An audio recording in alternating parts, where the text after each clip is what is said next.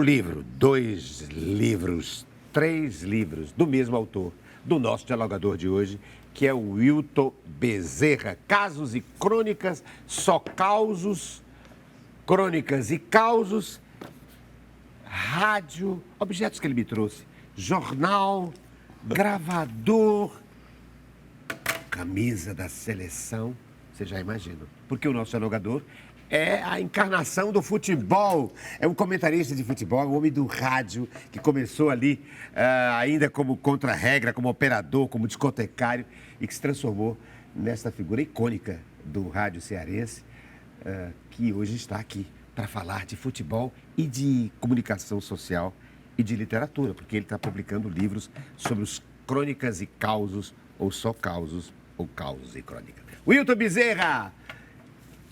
Que prazer estar com você aqui, hein? Eu disse há poucos instantes aqui que estava ficando importante. Sendo entrevistado por você não é para qualquer um. Ai, que lindo. Eu quero agradecer, inclusive, o convite. E como digo sempre, né, diante de pessoas de talento, como amigo, espero estar à altura. Pronto. Eita, que lindo. É a única coisa que eu posso imaginar, ou que posso pensar e desejar para mim mesmo, certo? Porque eu tenho que aproveitar essas oportunidades para conversar a respeito do que a gente faz e fez em rádio, contar um pouco da nossa história e falar sobre a vida, rapaz. É um radialista com mais de 50 anos de profissão, 57 anos mais ou menos, Isso. de profissão de radialista. Então, eu podia começar por aqui, não? Porque ele começou ainda antes do rádio, como é que chama? Amplificadora, radiadora, Pronto. lá no Cariri. Vamos falar da importância do rádio, o que é o rádio, por quê, enfim. Eu queria fazer para escutar o seu pensamento sobre esta linha de pensamento em relação ao rádio. É um componente fortíssimo daquilo que forma a mídia. Rádio, jornal, televisão. Mas houve um tempo em que era só rádio. E eu acho que quem construiu esse país foi o rádio. O rádio uniu, antes de Jornal Nacional e coisa e tal, o rádio conseguiu unir esse país. Através principalmente da Rádio Nacional, como todo mundo sabe. O rádio foi um veículo, portanto, que, entre outras coisas, aí eu puxo um pouco a brasa para a minha sardinha, para meu churrasco, foi quem popularizou o futebol. O rádio tem a força popular no Brasil que tem hoje, graças ao rádio. As transmissões esportivas, o locutor que coloca o torcedor dentro de campo, o comentarista que analisa o jogo. E o rádio, inclusive, ele ganhou força quando surgiu o transistor, que você já podia ir para o estádio, para qualquer lugar, com o rádio na mão. Porque antigamente era o rádio valvulado, que você ligava na tomada e ele ainda demorava para esquentar, o rabo quente que chamavam.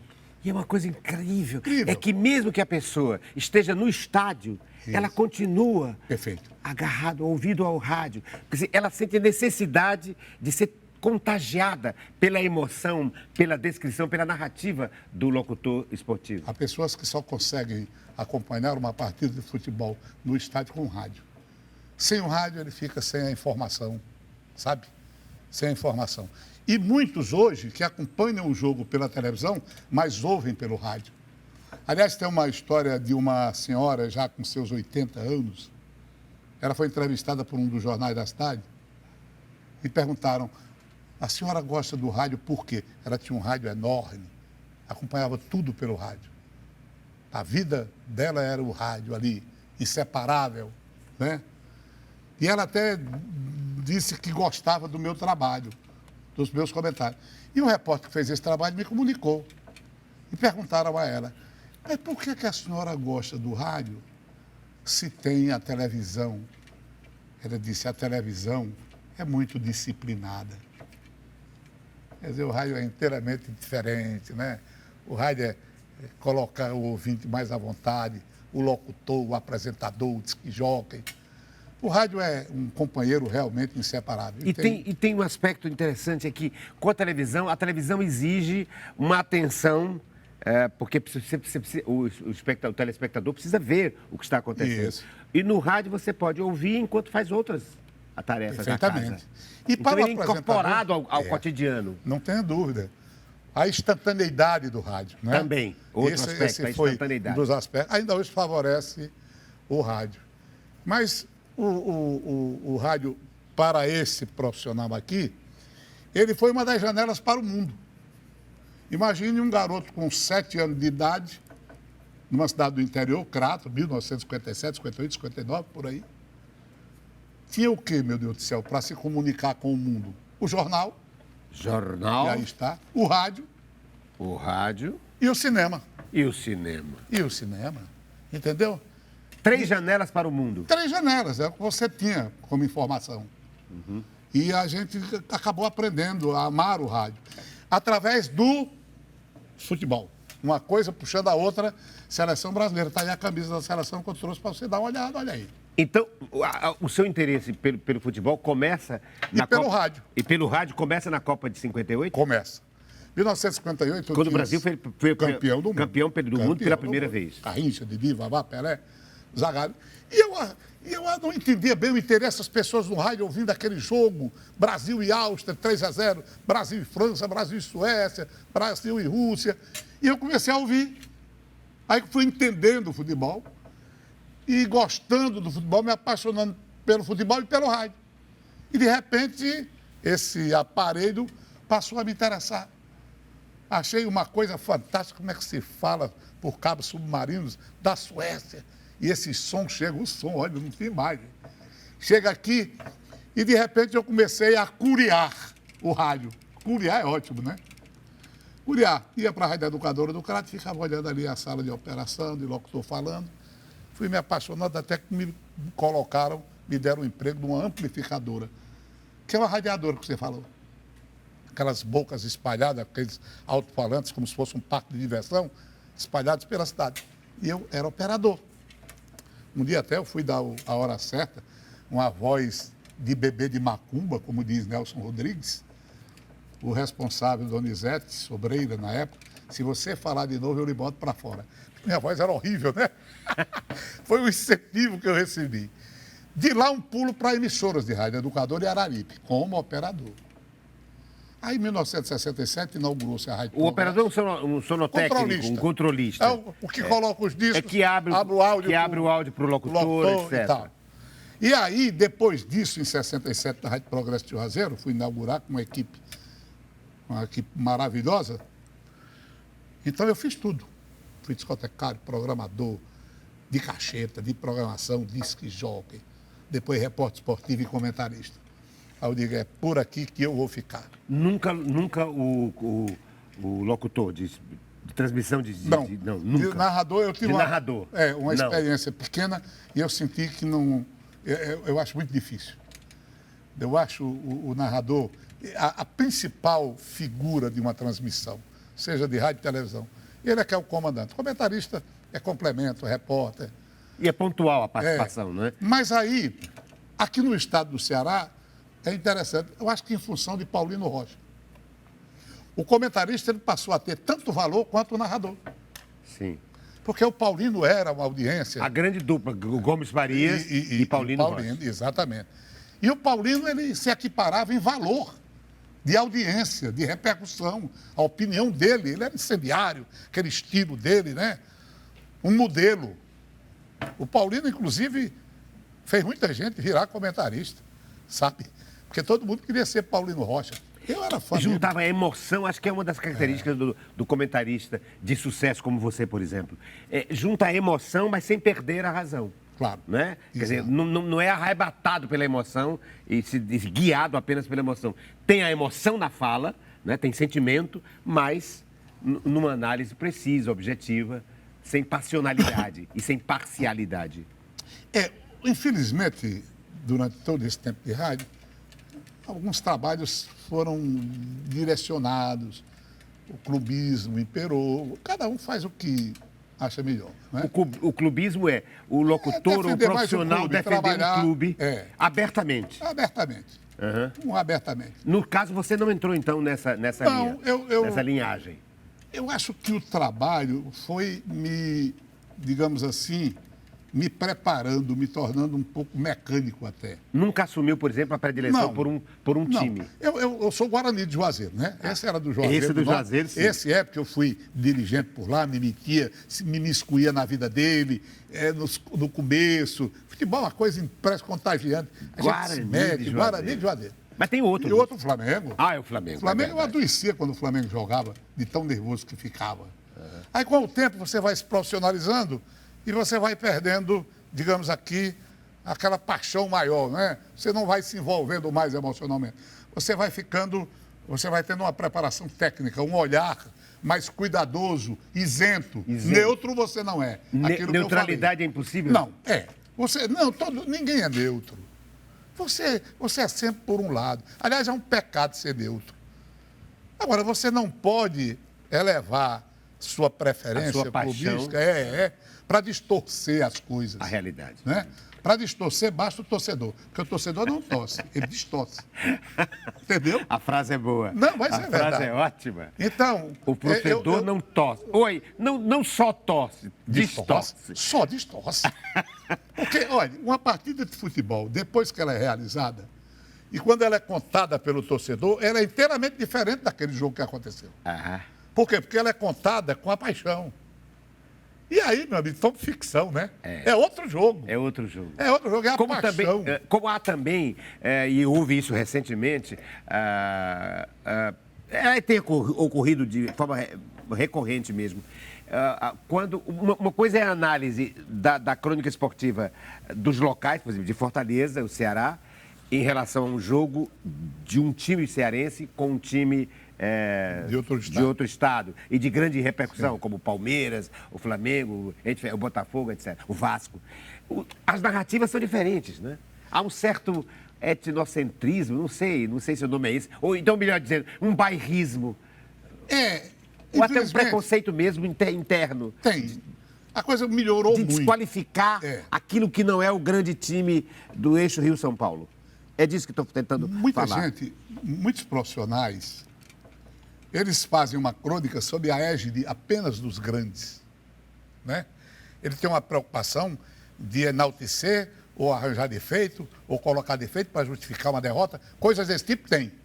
Não vou dizer que é todo mundo, né? Mas ainda tem comentarista, articulista, que é muito apaixonado, é levado pela paixão. E no caso do Fortaleza dentro do Palmeiras, eu li comentários dizendo que o Palmeiras perdeu porque teve defeito, porque jogou mal, porque fez isso, porque fez aquilo, teve jogador que foi péssimo. Não foi verdade. O time do Fortaleza teve um trabalho enorme para vencer o Palmeiras, marcou bem. Foi um time que teve, inclusive, na marcação, na construção dos 3 gols, um valor estético maravilhoso. Cada gol foi uma pintura com os pés, uma obra, uma pintura com os pés de Lucero e do jogador Bruno. E, no entanto, eu vi muito comentário que não falou sobre as qualidades do Fortaleza. Tem que colocar defeito do Palmeiras, porque o Palmeiras perdeu. O próprio treinador disse, a responsabilidade é minha. A culpa é minha. Não, o Fortaleza não precisa da culpa do treinador para ganhar do Palmeiras. Ele fez uma partida especial, como em outras oportunidades. Então, existem esses desníveis, sabe? Essas coisas que são, digamos assim, inevitáveis. Vamos colocar nesse ponto. E não é só a paixão futebolística.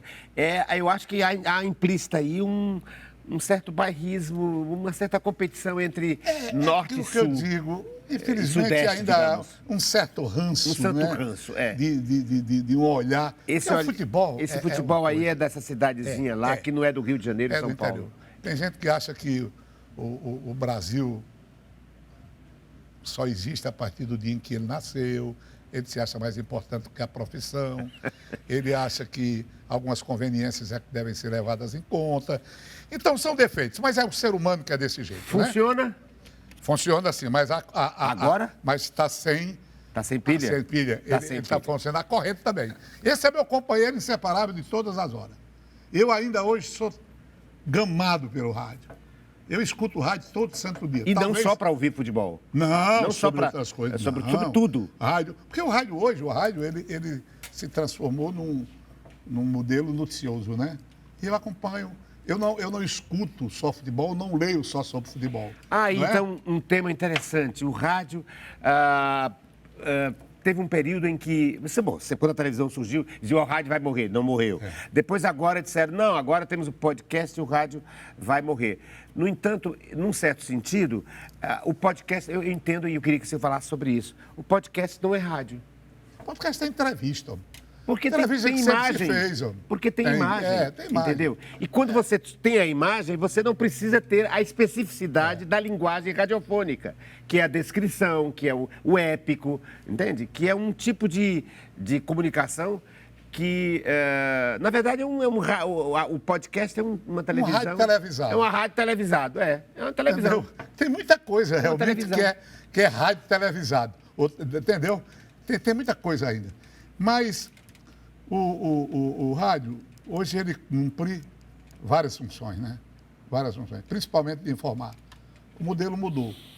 O rádio musical, né? O somente musical, esse eu acho que está, ou diminuiu muito, né? O rádio FM para ouvir música.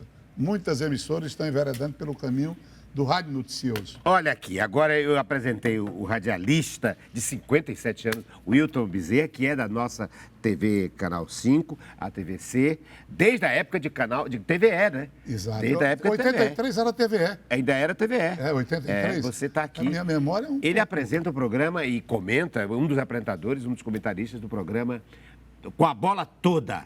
Com a bola toda. E agora ele está enveredando faz algum tempinho, mas enfim. Recentemente tem publicado livros com causos e crônicas, com só causos e crônicas e causos. O Wilton Bezerra, onde ele virou um contador de causos, ele já fazia isso de forma oral, mas agora para a literatura. E aí me ocorre pensar no seguinte, será que o Wilton está na escola desta grande figura que junta literatura e esporte e futebol, sobretudo, que se chama Nelson Rodrigues? Eu vi que você fez frases lindas agora, você é um frasista também, à la Nelson. Você sabe, o jornal o Globo e Última Hora. Eu acho que é a Última Hora que reproduzia a crônica de Nelson Rodrigues. O Nelson, ele poetizou o futebol. Um dramaturgo, você sabe, você é especialista em Nelson Rodrigues. E o Nelson foi fundamental para o futebol. Ele e o irmão Mário Filho, né? Sim. Futebol. E, aliás, é o nome do estádio. Do Mário Filho. Do Mário Filho. O estádio Maracanã chama-se Mário Filho. O Mário foi uma figura extraordinária, muito mais benfeitor do futebol do que o próprio Nelson. O Mário foi extraordinário, por isso que ele leva o nome do Maracanã. E lutou pela construção do Maracanã. Lutou. Ele foi o dono do Jornal dos Esportes. Era um jornal especial de cor-de-rosa. Acho que você ouviu falar. Esse jornal foi um sucesso. E ele era um homem corretíssimo, sabe? Era um homem de uma ética e um grande escritor. Um grande escritor. Um grande escritor, assim como o Nelson. Falou sobre os negros do futebol, o livro dele, Sim. O Negro do Futebol. Ele era tão extraordinário que, certa feita, o Botafogo deu uma goleada no Vasco. E botaram uma manchete. Botafogo destrói o Vasco. E o jornal já havia circulado. Quando ele viu a manchete, que fugiu ao cuidado dele, ele mandou recolher todos os jornais. Ele disse, uma instituição tradicional do Vasco não é destruída com uma goleada. Olha a ética desse homem. Ele promovia os Jogos Olímpicos em São Januário, que o presidente Getúlio Vargas ia para lá fazer discurso. Ele não admitia um patrocinador, era tudo por conta do jornal. Nada. Se você fizesse uma programação, uma tabela com patrocinador, ele mandava retirar. Quer dizer, um esportista nato, né? E um escritor de uma família realmente extraordinária. E o Nelson sempre me chamou a atenção exatamente pelo meu personagem da semana. E o texto maravilhoso poetizava dele. tudo, né? O maior frasista do futebol brasileiro. Mas você fez uma frase agora tão bonita quando você se referiu ao gol, ao gol do Fortaleza em relação ao Palmeiras. É uma obra. Você disse que era uma pintura com os pés. Né? O futebol é arte, né? Coisa linda. O futebol, em 1970, aquele Erich Hobsbawm, que é um intelectual inglês. Depois que ele viu Pelé e a seleção de 70, ele inseriu o futebol como a grande arte. O futebol é a grande arte. A arte de jogar futebol. Mais do que isso... E uma arte coletiva, né? Uma arte coletiva. O futebol é muita coisa. É uma tela onde uma sociedade apresenta suas virtudes e seus defeitos. Futebol, ele fala sobre um país. E sobre o humano, É, Nelson dizia, sobre- uma pelada, por mais Olha, ínfima você- que seja, você- tem uma grandiosidade shakespeariana, ele dizia. Né? exatamente. Tem uma complexidade, Uma complexidade shakespeariana. É. Ele dizia, o que se procura num clássico ou numa Hellis pelada é a poesia. É a poesia. Ele tem uma série de coisas, tem um bocado de Em pensamento. futebol, o pior cego é aquele que só vê a bola. Só vê a bola. Perfeito. O Fla-Flu já existia antes de tudo. né? Antes, 45 anos. Antes do nada. Antes do nada. 45 mil nada. anos antes do nada. O Flamengo tem a maior torcida, o Fluminense tem mais gente. Ele tinha coisas maravilhosas. Fora disso, Ele era né? o Fluminense. Declaradíssimo. Declaradíssimo. Ele, inclusive, contestou, né? Ele desprezou o videotape. Aquela Você frase sabe do daquela? videotape é ótimo. O gol do Fluminense foi irregular. E todo mundo viu, só o juiz que não Sim, enxergou. porque o Nelson Rodrigues, além de cronista, dramaturgo, etc., tudo. era comentarista de futebol. da Na TV. televisão. Acho que era TV Rio, Era a TV grande Rio. resenha Faete. Exatamente. Olha que coisa espetacular. Na TV Então, Rio. à noite, ele sustentou que o gol foi normal. Quando à noite o videotape apresenta, né, esclarece realmente o erro, o juiz errou, que o gol do Fluminense foi irregular. Aí ele fez a disse, frase. o videotape é burro. O videotape é burro. Mas olha, é interessante essa observação, porque, num certo sentido, ele tem razão. Porque o videotape é de um ponto de vista. Qualquer reportagem, qualquer enquadramento tem um ponto de vista. Então, pode ser burro Pois mesmo é, também. não, Pode ser burro essas também. coisas, né? Ele tinha frases incríveis fora de futebol, né? Amar é ser fiel a quem nos trai. Amar é ser fiel a quem nos trai. Ele, então, eu sempre gostei do Nelson. Eu tenho vários livros do Nelson. Os dois livros fundamentais do Nelson de esporte são Pátria A em Sombra das Chuteiras A Imortais, que Sombra eu até das- trouxe. Cadê A Sombra das Chuteiras Imortais. A Sombra das Chuteiras E Imortais. o livro Vamos sobre mostrar o no Fluminense. próximo segmento. É pro final do programa. Pátria em Chuteiras, A Sombra das Chuteiras A Imortais. Sombra das Chuteiras Imortais e A Pátria de Chuteiras. Em chuteira. Em Ele dizia chuteiras. que a São seleção dois livros. brasileira era a pátria em chuteiras. A seleção brasileira é a pátria em chuteiras. A pátria em chuteiras. Só podia ser dele esse pensamento. Bota o lado para cá. Isso. Uma seleção que eu diria muito maltratada pela Confederação Brasileira de Futebol. Uma seleção que é o banco da entidade, mas que eu acho não é tratada com o devido zelo. E foi Nelson Rodrigues quem primeiro, em 58, chamou Pelé de rei. Foi. Pelé, rei da cabeça aos pés. Ele disse. Com o Pelé, quando Ele Pelé- era um menino, o Pelé é um menino de 17 anos. Foi, o rei Pelé saiu daí. Saiu daí. E ele foi realmente, ele acertou em cheio, né? Você poderia terminar essa primeira parte do programa contando um caos que está aqui no seu livro? Eu conto até... Quer causo- ler ou que não, vai não, dizer causo que não decorado? está nesse livro. Decorado, Nós porque eu digo temos assim, aqui, improvisadamente. o Rolim, nem está no livro. O Rolim explorava o Clube Fortaleza, as festas. O grande Rolim, o homem do charuto. Sim. E o Romeu Martins, que também era um baile de fim de semana. E o Rolim, certa feita, né? Doido para programar para uma sexta-feira, que era o dia, mas era a Semana Santa.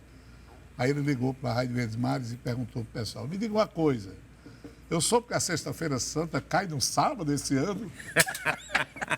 O Rolim foi uma figuraça do hambre do futebol, sabia?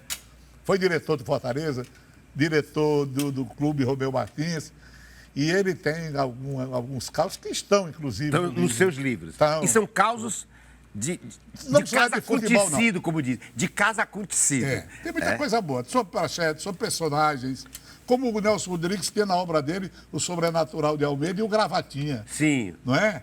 Ele inseria essa questão da coisa gozada, da ficção dentro do futebol. E trazer literatura, referência de Shakespeare, Tudo, de tudo. todos os grandes escritores, de Proust. Enfim, ele tem. Uma das coisas mais bonitas dele é que ele olhava, assim como o Carlinhos Maracanã, Carlinhos, do cinema, Canal 100. Niemeyer. Do Niemeyer, Carlos Niemeyer. Niemeyer. Olhava também as figuras aparentemente irrelevantes da partida, o Nelson também olhava. Me lembro de uma crônica dele em que ele passou a crônica inteira falando sobre um cara que cuspiu na bola antes de chutar. né? Um Foi cuspe. Então, quer dizer, ele olhava para as coisas aparentemente irrelevantes. Né? Foi ele, por exemplo, que defendeu que todo jogador de futebol devia ter, todo time devia ter psicanálise, né? Psicólogo. Aliás, ele implicava muito com a psicanálise, né? Ele implicava muito. O psicanalista é uma comadre bem paga, Ele dizia, é um pensamento dele genial. É genial. Ele disse, um time pode jogar descalço, sem chuteiras. Um time não pode jogar sem alma.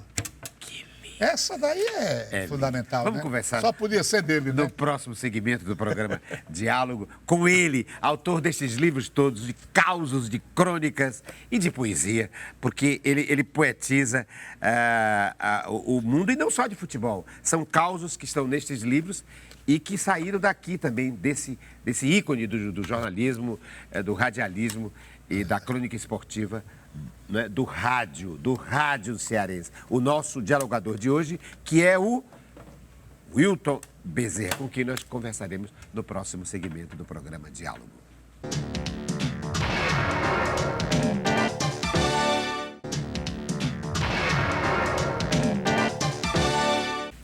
Uma camisa da Seleção Brasileira. Eita! Porque nós estamos falando com alguém que é, enfim, um ícone do futebol, mas não como jogador. Engraçado, será que ele já quis ser jogador e aí se transformou nesse grande comentarista que apresenta, inclusive, o programa aqui no nosso Canal 5, que é o Com a Bola Toda? Eu me refiro a ele, que também é escritor, contando causos e crônicas. Wilton Bezerra. Wilton Bezerra, você está no rádio, mas queria estar no campo, é isso? Estava no rádio narrando futebol, ou melhor, comentando futebol. Mas, na verdade, você queria estar em campo? O amor à primeira vista foi o futebol. Foi o futebol, praticar o futebol. Depois o rádio? Depois o rádio, através da Copa do Mundo e tal. Mas quando a gente era menino, jogava futebol. E eu tinha um irmão que era craque, o mais velho, o Ítalo, foi craque de futsal e foi craque de associação. Mas eu não consegui seguir os seus passos em termos de qualidade. Eu era muito raquítico. Me chamava até de lacerdinha, porque o lacerdinha é aquele insetozinho que batia no olho. Do fixo Benjamin. Eu era tão raquítico e realmente essa condição não me ajudou muito. Mas você queria ser jogador? Eu queria ser jogador de futebol. Eu projetava ser jogador de futebol. Era esse o meu sonho. E depois, vejam que diferença. Eu também gosto, eu queria ser sanfoneiro, olha que coisa. Meu pai reunia toda a equipe do trem de passageiro, folguista, maquinista, condutor, e levava para minha casa em Patos, na Paraíba. E contratava sanfoneiro, zabumbeiro, era forró o dia todo e muita comida. E eu ficava dedilhando a sanfona, eu adorava aquilo, o som da sanfona ainda hoje é um negócio espetacular para mim. Mas não aprendi nem a tocar triângulo. Nem pandeiro, como é que nem zabumba. Nem zabumba, coisa nenhuma. Então, jogador de futebol e sanfoneiro foram, digamos assim, os meus objetivos. Já que você está falando de música, de sanfona e de música, me ocorreu então colocar para você a música, porque cada dialogador, a cada jogador eu apresento uma música e a partir daí a pessoa comenta. E eu trouxe Moacir Franco com uma música tão linda, Balada número 7. Sua ilusão entra em campo no estádio vazio. Vou mostrar o que ele está cantando. Uma torcida de sonhos aplaude talvez. Moacir Franco. Balada número 7. Sobre Garrincha. O velho atleta recorda as jogadas felizes. Mata a saudade no peito, driblando a emoção. Hoje outros craques repetem as suas jogadas. Eu que não sou de futebol já estou emocionado. É um clássico, né? É um clássico. Balança seu último gol. Mas pela vida impedido parou. E para sempre o jogo acabou. Para sempre o jogo acabou. Suas pernas cansadas correram pro nada. E o time do tempo ganhou. E o time do tempo ganhou. Vai ser lindo assim, Moacir. Cadê você?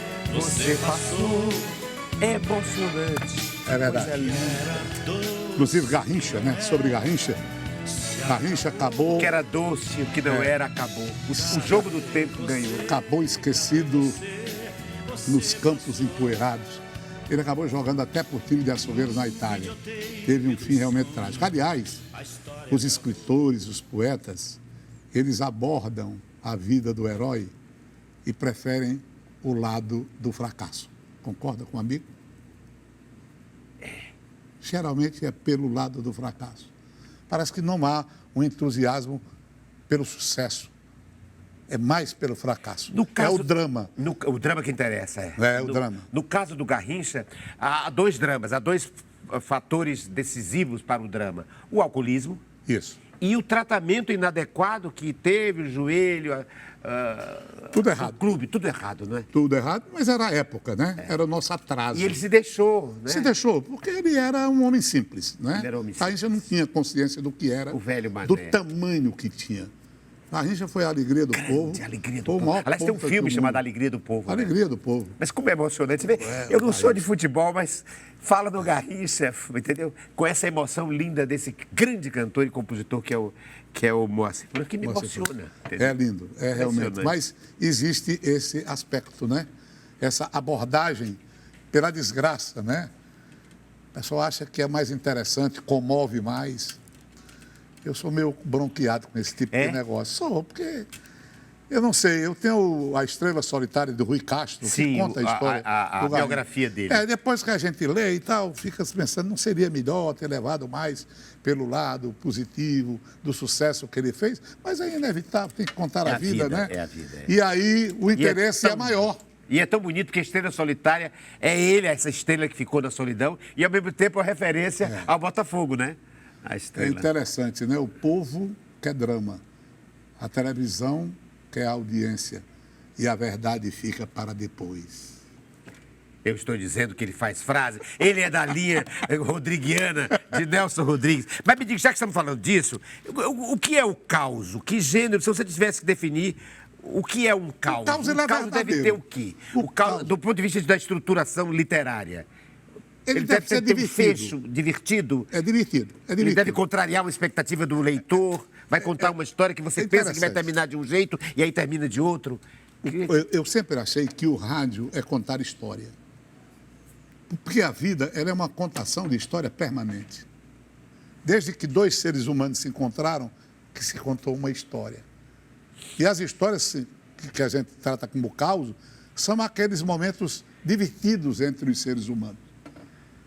É aquela observação, aquela captura que a gente faz das coisas engraçadas no ambiente do trabalho. O ambiente de rádio é divertidíssimo. As pessoas são interessantes. No futebol nem se fala. Entre jogadores, enfim. E eu sempre tive essa curiosidade. Eu observava as coisas interessantes de treinadores que eram personagens divertidos, como Praxedes Ferreira em Juazeiro do Norte e tantos outros, né? E eu contava isso em rádio, num programa que eu tinha na Verdes Mares. Era uma participação de 20 minutos no domingo, o programa do Evandro Nogueira, e tinha uma audiência enorme. E eu ia catalogando, porque eu converso muito, quando eu vou ao Crato Juazeiro, eu procuro aquelas pessoas que sabem desses casos, dessas histórias engraçadas. E aí eu fui contando, e depois eu digo, olha, rapaz, sabe de uma coisa? Eu vou botar isso em livro. Claro que contar a história no rádio, ela tem um efeito maior. Né? Porque aí você conversa com o apresentador, a oralidade, né? Uhum. E no livro não, o livro é a coisa um pouco mais fria.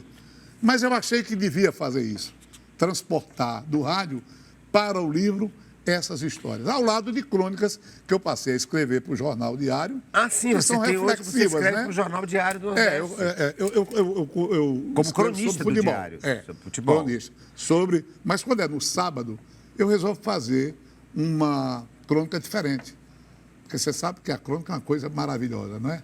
A crônica é literatura, sim, embora muitos digam que não. É literatura, é uma... Você escreve sobre o que quiser, né? Qual é a diferença, então, entre causos e crônica? A crônica é mais reflexiva, né? É uma crônica sobre vários assuntos. O cronista se coloca, né? Se coloca a nossa visão das coisas. A sua visão das coisas. E já o caos não. O caos é um narrador com seus personagens. Eu diria que a crônica é a poesia possível. Para mim. É a poesia possível. Falar sobre o cotidiano, sobre as coisas do cotidiano, sobre nossa vida, estar aqui. Então, você dá uma observada no livro, que tem muita coisa interessante. E o caos não, o caos é uma coisa divertida, situação. É o caos. É uma situação. Às vezes até ficcionado, mas geralmente são causos verdadeiros. Alguns até fecininos, né? Para não dizer pornográficos, sim. Não é? Olha aqui, um sobre o Guarani do Juazeiro, é isso? Estou vendo aqui, vou ler porque é pequenininho. E deve ser, vamos ver, só para você ter uma ideia. O Guarani de Juazeiro... Não, eu vou pedir que ele leia. Eu vou pedir que ele leia. É melhor. O nosso dialogador de hoje é ele, Wilton Bezerra. Esse aqui, ele pega... Eu vou contar um outro aqui. Escolha outro, então. Eu escolhi esse porque eu senti que você é Guarani de Juazeiro. Praxedes foi um treinador folclórico em Juazeiro do Norte. Ele tinha uma maneira própria. Praxedes Ferreira. Ele era iletrado, né? Mas um grande benfeitor do futebol de Juazeiro. E o Guarani andava perdendo muitos jogos. Eu estava aqui nesse dia. O time estava concentrado no Edgar Facó, da polícia. Sim. E os jogadores andavam bebendo. E ele, fulo de raiva, juntou todos para uma pré-eleção. E começou a escrachar todo mundo, de cabo a rabo.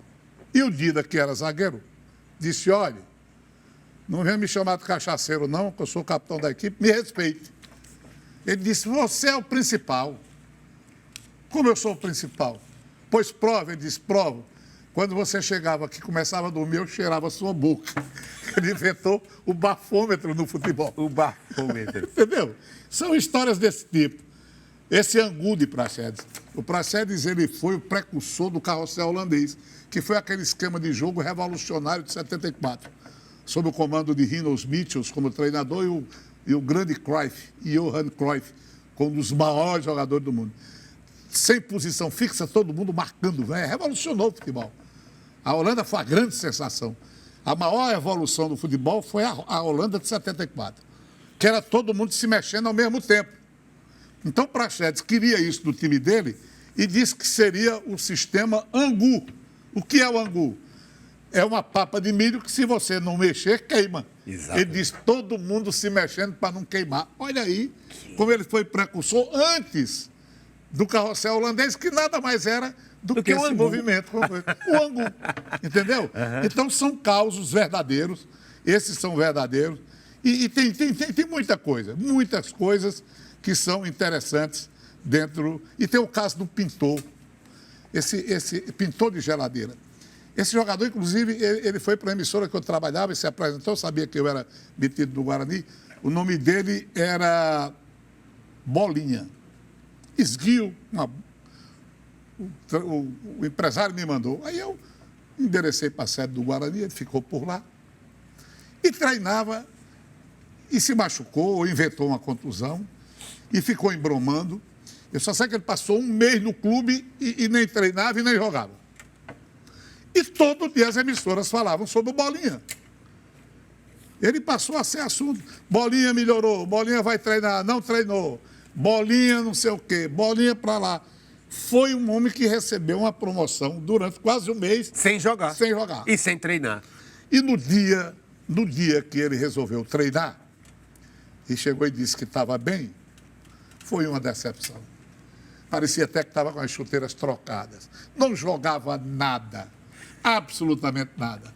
E ele, né, naquela mise-en-scène, cabisbaixo, aí chegou o Nélio Freire, que era um diretor marrento, né, e disse, vem cá, rapaz, já por aqui com ele, né, um meio de prejuízo de feijão, né, arroz com feijão, comida na sede, tua bola é só essa. Ele disse, seu Nélio, eu vou falar a verdade para o senhor, eu não sou jogador de futebol, não, eu sou pintor de geladeira. Tá bom um negócio desse?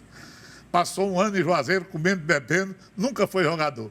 Depois que foi dispensado, passou morando em Juazeiro uns bons tempos, mas como pintor de geladeira. Foi uma fraude, entendeu?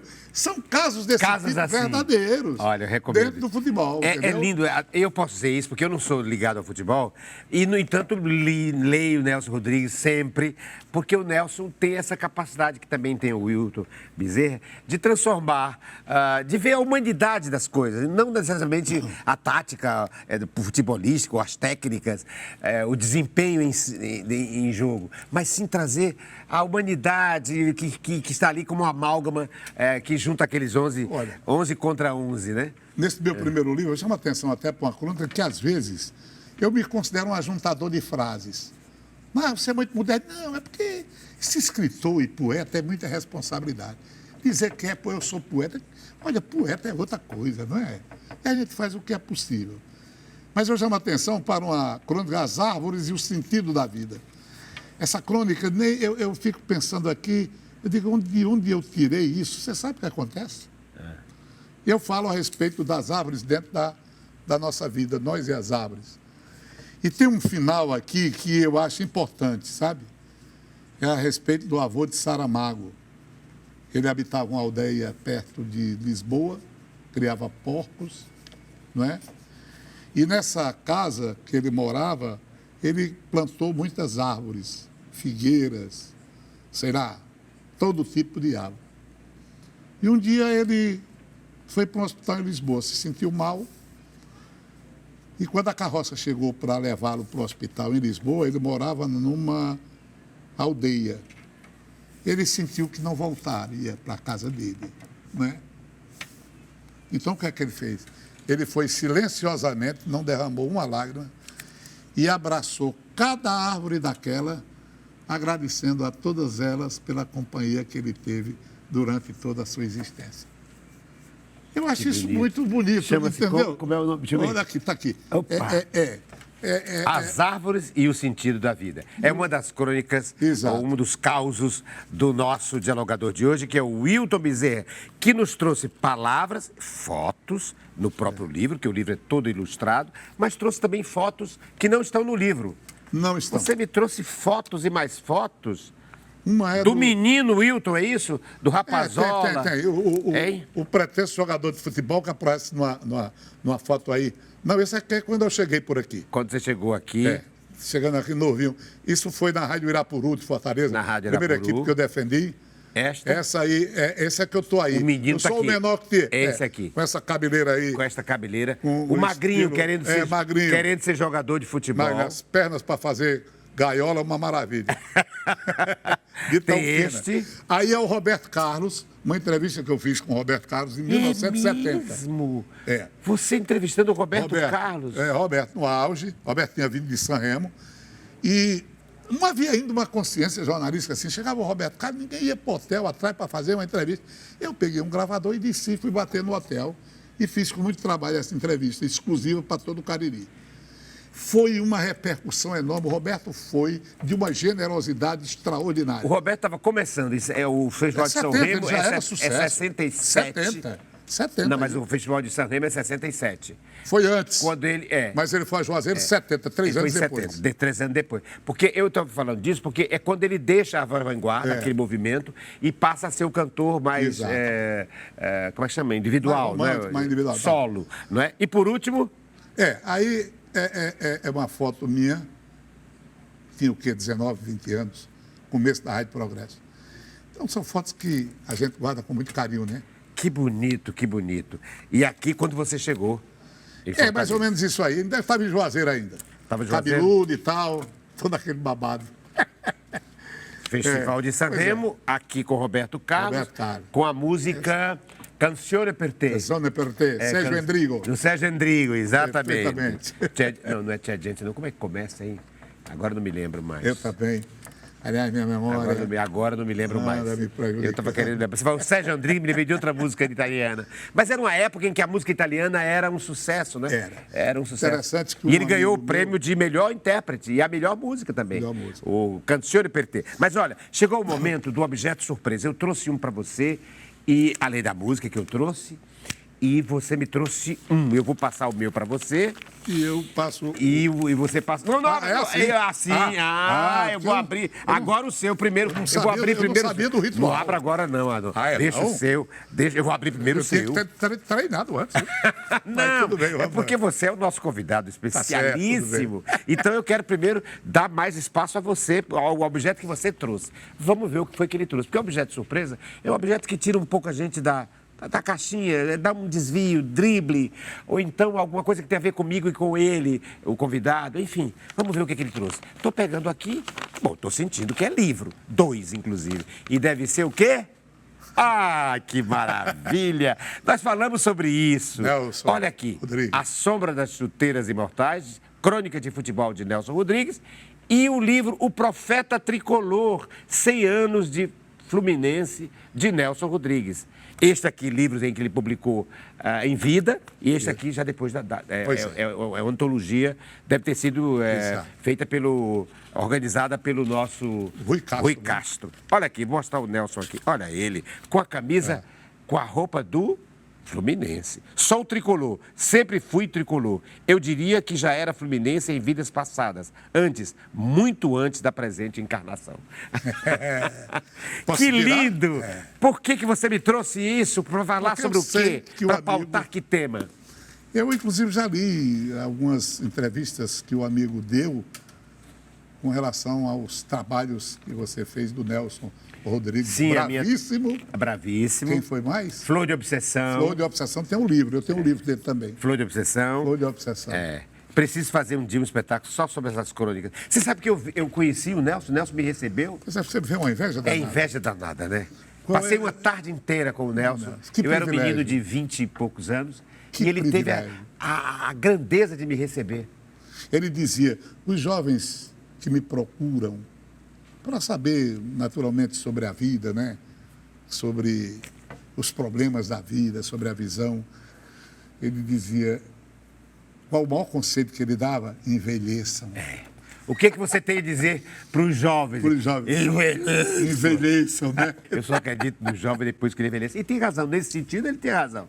No sentido de que é preciso acreditar, saber se o jovem foi fiel, se o velho está sendo fiel àquele jovem idealista do começo da vida. Ele, inclusive, ele combate muito. É polêmica, é controverso. Claro, tem muitas coisas que a gente discorda dele, mas estamos aqui trazendo à baila o nosso Nelson Rodrigues. E agora sim, vamos ver o que foi que eu trouxe para ele.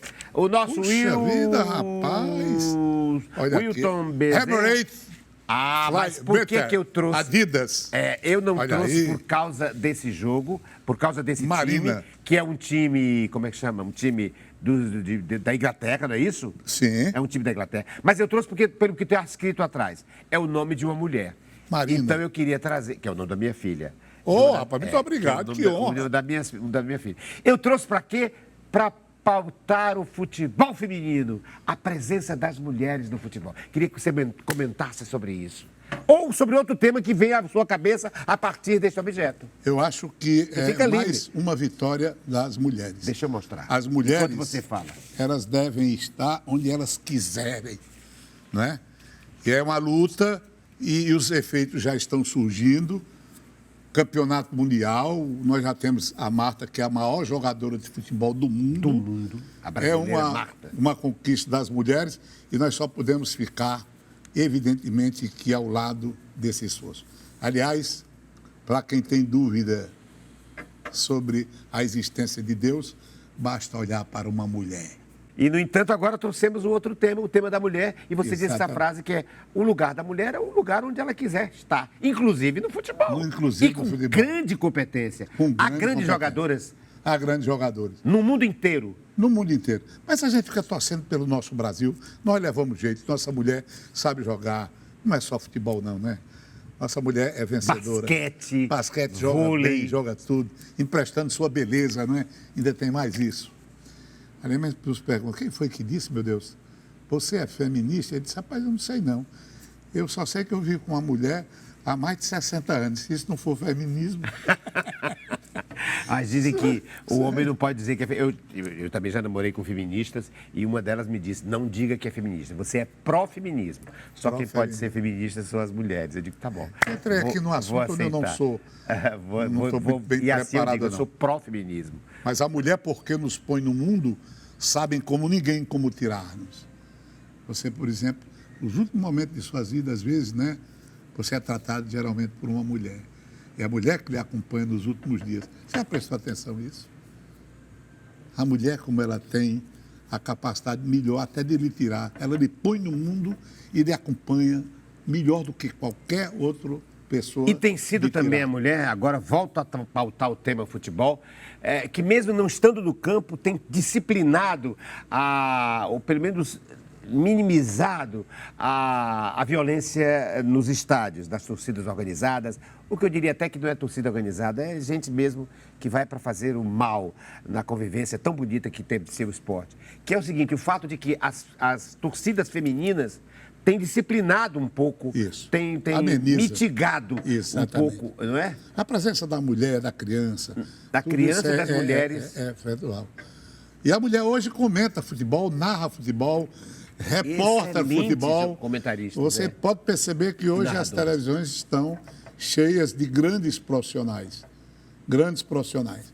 É mais um avanço. Eu estava me lembrando de que recentemente houve um momento em que proibiram os homens de entrar no futebol. Houve uma certa punição e colocaram só as mulheres.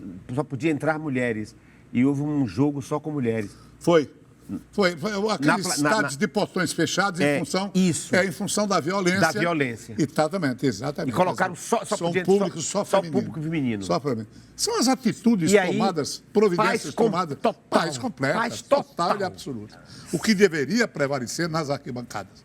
Essa violência que ameaça a poesia das arquibancadas. Que bonito. Desde esses hooligans ingleses. Sim, os ingleses souberam dar um jeito nisso. Mas no Brasil, infelizmente, ainda se mata torcedor, se mata e se morre, porque se há uma coisa que tem prosperado nesse Brasil é o crime, né? E há também racismo, né?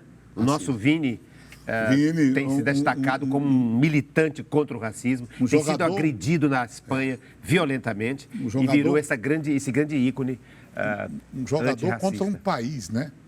Um jogador contra um país. Inclusive, está nos meus livros, na crônica sobre isso, sobre a questão do Vini e essa estupidez que é o racismo. E eu fico admirado como é que um país da Europa, como a Espanha, besta da cidadania, o seu povo tem esse tipo de comportamento. Olha, muito obrigado. Wilton Bezerra, daria outros diálogos com ele. Wilton Bezerra, a figura tão bonita que transcende o futebol, pela sua humanidade, pela sua inteligência, pela sua sensibilidade. E aqui agradeço imensamente por estar aqui conosco no nosso programa Diálogo. Como é que a gente encerra? Dizendo que é o pior cego. Vamos citar Nelson Rodrigues. O pior cego é aquele que vai ao estádio e só vê a bola. Ótimo.